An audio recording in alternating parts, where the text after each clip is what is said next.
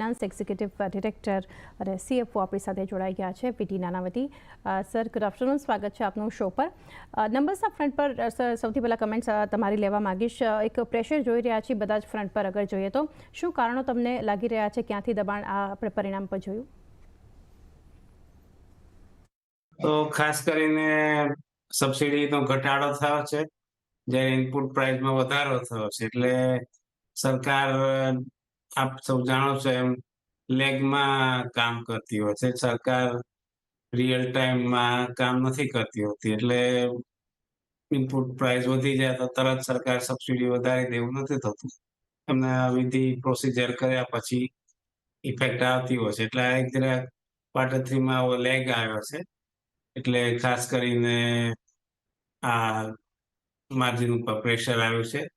અને ગઈ સાલનું અમારું GSFCનું હાઈએસ્ટ પ્રોફિટનું વર્ષ હતું. એટલે એની જોડે હવે હંમેશા હાઈએસ્ટ પ્રોફિટ આવે એવું તો દર વખતે બને નહીં. તે પણ કારણ છે. જી. અને સર, ઇન્ડસ્ટ્રીયલ સેગમેન્ટની અગર વાત કરીએ તો સારો ગ્રોથ જોવા મળી રહ્યો છે. તો અહીંયા શું કારણો, ક્યાંથી સપોર્ટ મળ્યો અને આઉટલુક શું છે આ સેગમેન્ટ માટે? થોડુંક ઇમ્પ્રુવ થઈ રહ્યું છે, પણ વોર ને એના લીધે જે આશા હતી કે ક્રૂડના પ્રાઇસ ઘટશે તો બેન્ઝિનના પણ પ્રાઇસ ઘટશે, એવું બહુ નથી. વોલેટાઇલ રહેશે, ઘડીકમાં વધે છે, ઘડીમાં ઘટી જાય છે.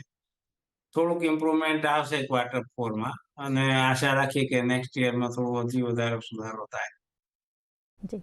અને સર, રો મટીરિયલ પ્રાઇસીસની અગર વાત કરીએ તો આમાં જે ઉતાર ચઢાવ આપણને જોવા મળ્યા છે, તો એના લીધે તમને લાગે છે કે માર્જિન્સ પર એક અસર આવી છે? કઈ રીતે આઉટલુક માર્જિન્સના ફ્રન્ટ પર તમે રાખી રહ્યા છો? ફોસ્ફરિક એસિડ ને એમોનિયાના પ્રાઇસ જાન્યુઆરીથી ઘટ્યા છે. એટલે થોડુંક ફર્ટિલાઇઝરના માર્જિનમાં થોડોક સુધારો થશે. અને જો સરકાર આવતી સાલ ઇલેક્શન પછી ભાવ વધારો કરવા દે અથવા કે સબસિડી વધારે, તો આવતી સાલ માર્જિન પાછા ઇમ્પ્રુવ થશે એવું લાગે છે. જી. અને સર, બજેટની અગર વાત કરીએ તો સરકારે આ બજેટમાં નેનો DAP જેવા ખાતરની ખાસ કરીને જાહેરાત કરી છે. તો આપ કોઈ નવા પ્રકારના ફર્ટિલાઇઝર પર અત્યારે કામ કરી રહ્યા છો? કોઈ ફોકસ છે?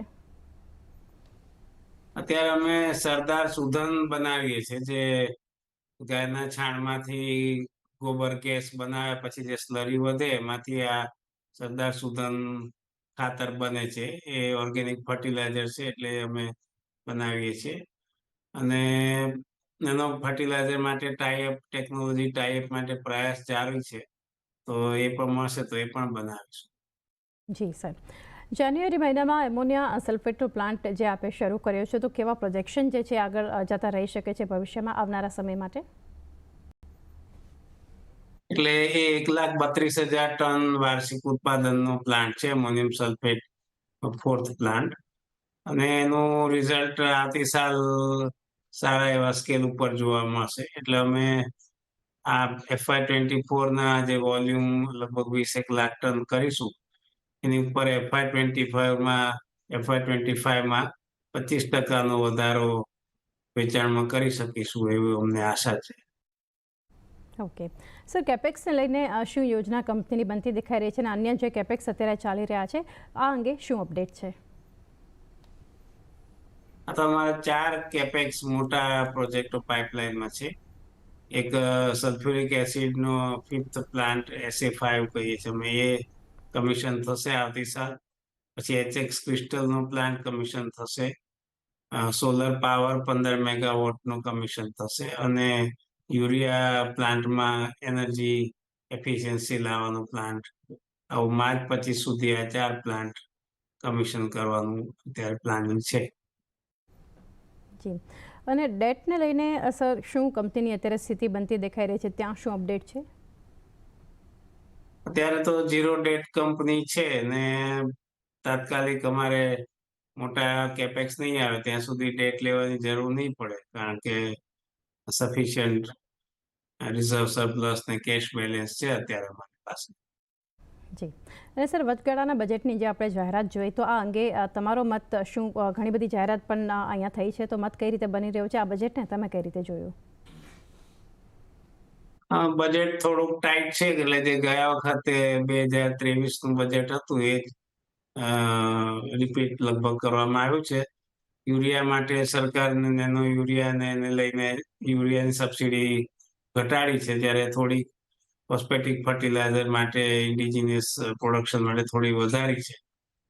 તો ઇન્ટરિમ બજેટ હતું એટલે બહુ ફેરફારો નથી કર્યા, પણ રેગ્યુલર બજેટમાં જુલાઈમાં સુધારા વધારા કરશે એવી અમને આશા છે. જી સર. સર, છેલ્લે જાણવા માગીશું કે ચોમાસું આ વર્ષે જે છે નબળું રહ્યું છે, તો આવતા વર્ષે હવે માંગની સ્થિતિ કેવી રહી શકે છે? એટલે જેમ કહ્યું એમ અમે 25% ફર્ટિલાઇઝરમાં વોલ્યુમ ગ્રોથ કરવાની આશા રાખીએ છીએ FY25માં. અને જે અર્લીએસ્ટ ફોરકાસ્ટ છે વરસાદના આવતા વર્ષ માટે, એ ઘણા સારા છે. વરસાદ ચોમાસું ભારતમાં નોર્મલ રહેવાનું છે, એટલે આવું ગ્રોથ કરવામાં વાંધો ના આવવો જોઈએ.